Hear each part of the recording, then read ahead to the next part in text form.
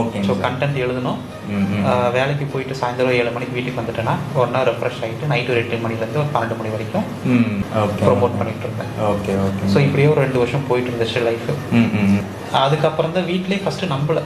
Okay. ஏதோ daily சாயந்தரம் வந்தால் கம்ப்யூட்டர் உட்காந்துட்டு இருக்கிறேன், வீடியோ பார்த்துட்டு இருக்கேன், வீடியோ கேம் விளையாட்டு இருக்கேன், எதையோ ஒன்று இந்த ஃபேஸ்புக் நோண்டிட்டு இருக்கேன் நினச்சிட்டு இருந்தாங்க.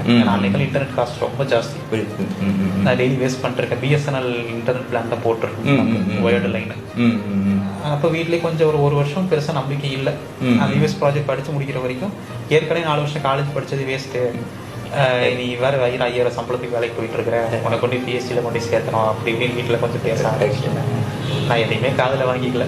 உனக்கு என்ன மாசமானா நான் சம்பளத்தை கொடுத்துட்றேன், என்னோட கரியரை நான் பில்ட் பண்ணிக்கிறேன் அப்படிங்கிற மாதிரி அப்படியே கொஞ்சம் கொஞ்சம் போயிட்டு இருந்துச்சு. Okay okay okay. ஒரு நல்ல ரெவன்யூ வர ஆரம்பிக்கவும் கொஞ்சம் கொஞ்சம் பிஸ்னஸஸ் க்ரோ ஆக ஆரம்பிக்கவும் எனக்கு இந்த 24/7 இந்த ஜாபை வந்து குவிட் பண்ணிட்டேன். ஜான்வரி ஃப்ரெஷ்ஷாக என்னோட கரியரை வந்து ஸ்டார்ட் பண்ணேன். ஓகே.